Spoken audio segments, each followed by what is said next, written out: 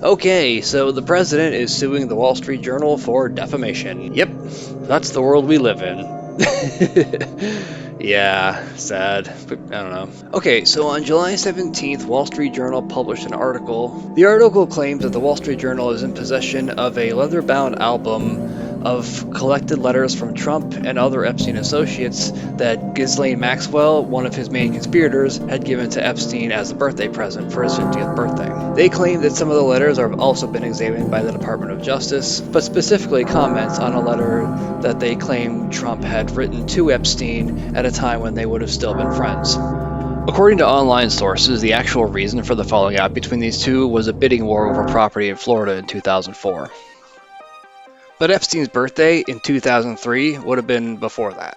They describe the letter as being bawdy. They claim it contains several lines of typewritten text framed by the outline of a naked woman, which appears to be hand-drawn with a heavy marker, with a pair of small arcs denoting the woman's breasts, and the future president's signature in a squiggly line writing Donald below her waist, mimicking her pubic hair. According to them, the typewritten note is styled as an imaginary conversation between Trump and Epstein written in the third person. Starting with quote-unquote a voiceover, "There must be more to life than having everything," is where the note begins.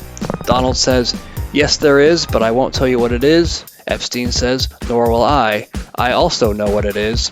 Donald says, "We have certain things in common, Jeffrey." Jeffrey says, "Yes, we do, come to think of it." Donald says, "Enigmas never age. Have you noticed that?" Jeffrey says, "It was clear to me the last time I saw you." And finally, Trump says, "A pal is a wonderful thing. Happy birthday, and may every day be another wonderful secret." Well, damn, that sounds creepy as fuck if that's true, right? The next day, Trump began filing a defamation lawsuit, not only against the Wall Street Journal, but against Rupert Murdoch himself. And that he was going to demand $10 billion in damages for it. He was reported to have done this as early as July 18th, the day after the article was published. Okay, so first of all, I don't see how one article caused him to lose $10 billion in less than one day, but let's say that happened. Let's be generous and say that happened. I mean, it's not completely, crazy or impossible. It is possible. He's rich enough that he could lose $10 million quickly, and much of his success seems to be based on his public image and always has been. It's possible that he really lost $10 billion in one day over an article. I think for his situation, though, it would be better to make the argument of $10 billion lost as a result of a market he was deprived of gaining money in, which in his case is likely real estate. But again, that is technically possible that he is now unable to gain new contracts as a result of this negative image. Whether or not that amounts to $10 billion, it's kind of up in the air. It's possible that he had $10 billion of contracts that were in transit or in negotiation that they pulled out of for this reason. That is technically possible. So I decided I wanted to pick it apart and see what would it actually take for Trump to prove this was true, to prove that they had defamed his character in this way. So I had to ask myself the question, what does it actually take to prove defamation? According to Google, because I'm obviously not a lawyer. So the first condition of proof they would have to meet is that they would have to prove that the Wall Street Journal had made a false statement of fact presented as if it were true. A statement of opinion falls under protected free speech. For those of you curious about the difference between fact and opinion, really the difference is that one can be proven and one can't. For example, if I were to say, I think Lenny Davis is a douchebag, that's an opinion. If I were to say that Lenny Davis represented Bill Clinton in numerous sex scandals, that's a provable fact. If I were to say Lenny Davis is currently representing Ronald Reagan in a sex scandal, that's a fact that can be proven wrong, because Ronald Reagan's obviously dead. In this case, the Wall Street Journal's claims can be proven one way or the other. They either have these letters or they don't.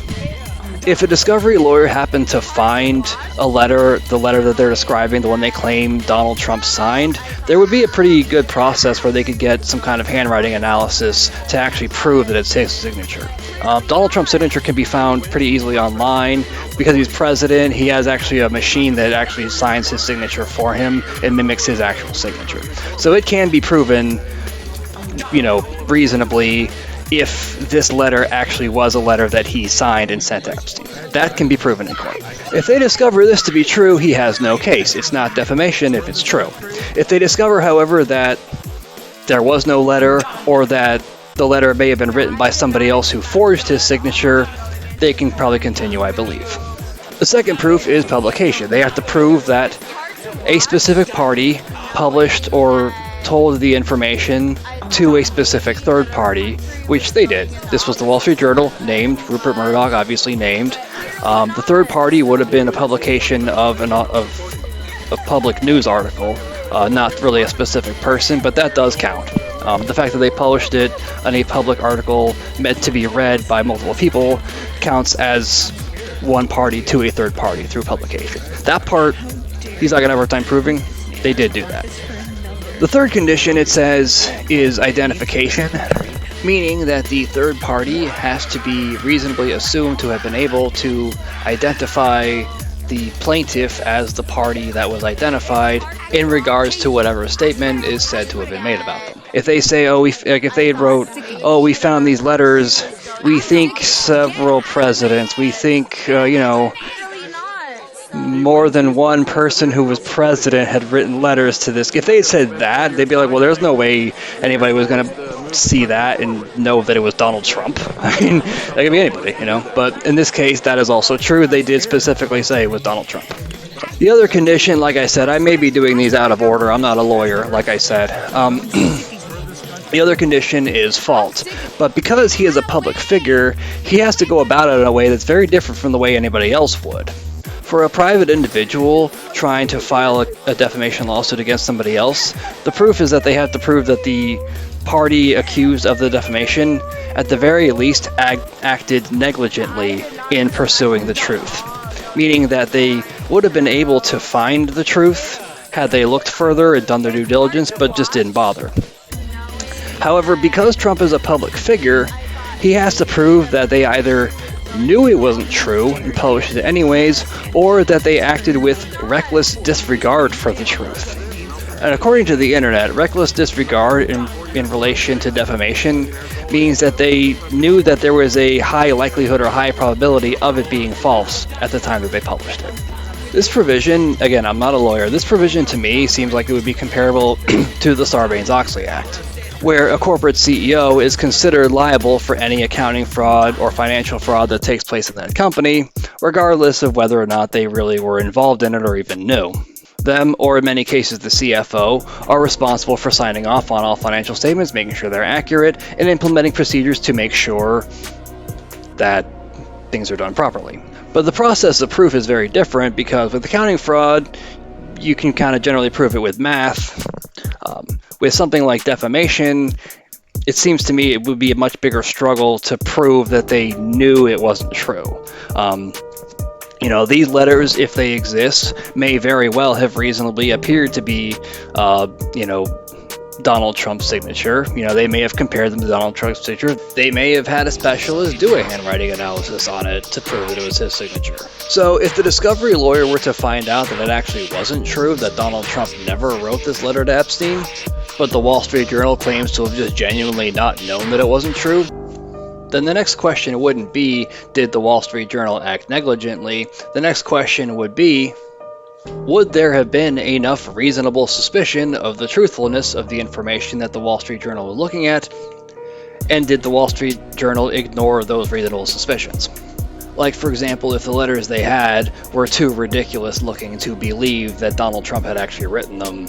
Like if the signature had read Donald Duck or something and looked nothing like his signature.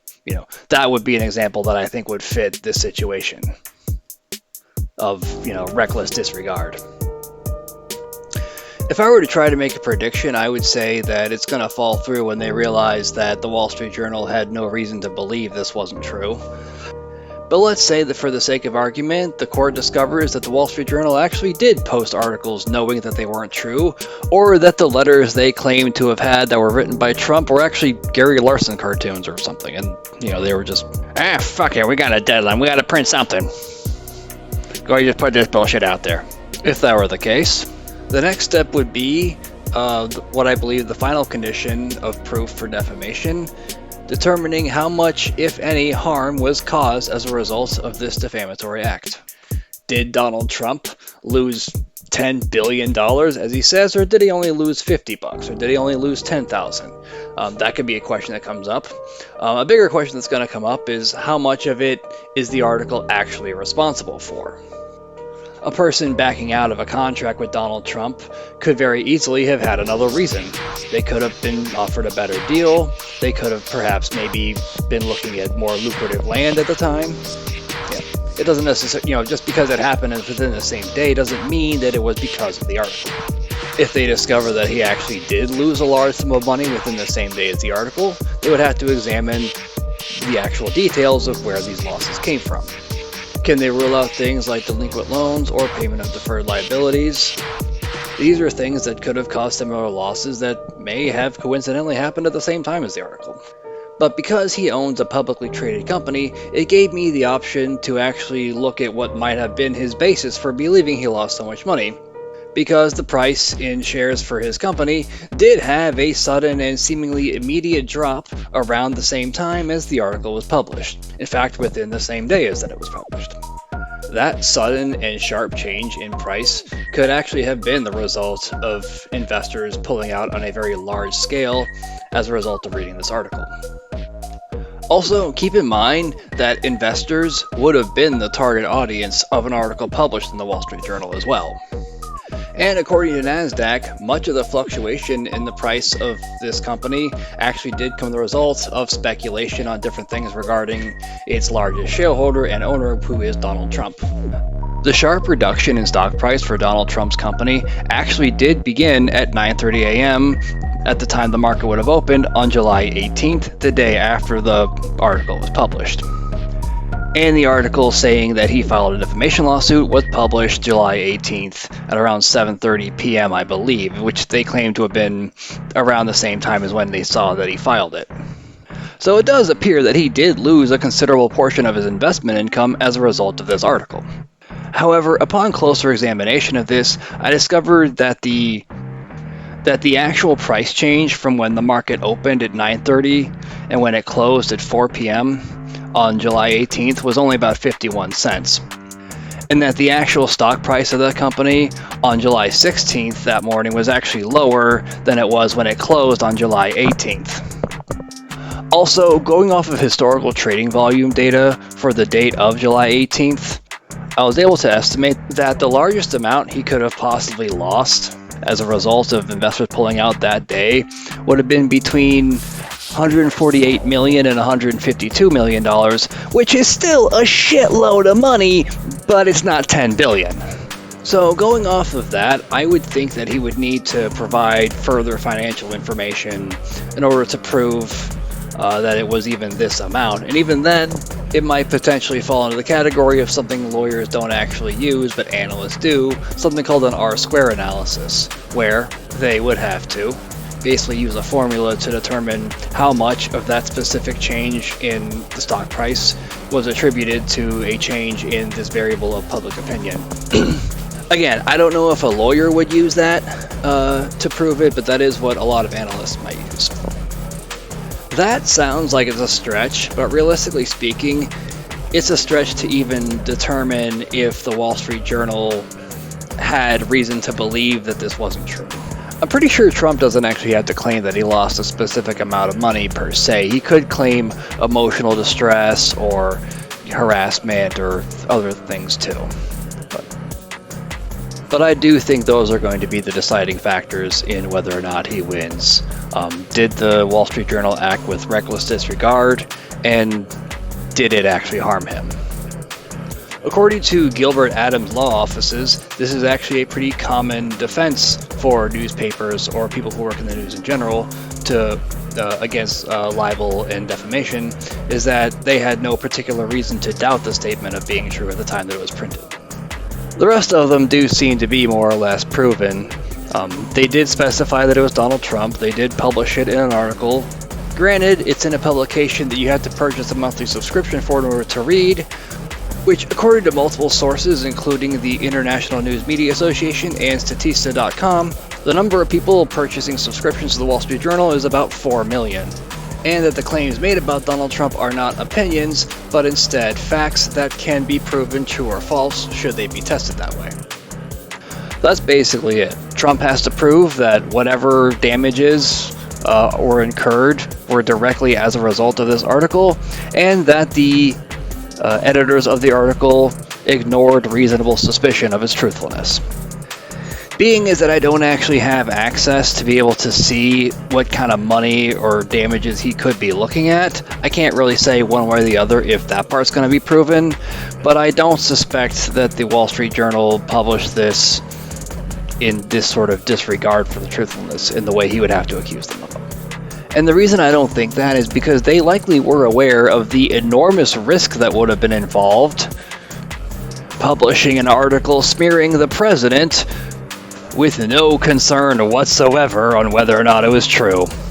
You know, the risk would have been losing up to the entirety of that 4 million subscriptions that people pay for them, of people who believe this is a reliable source of information for financial market and economics related news, in comparison to the potential gains, which don't seem to be very high.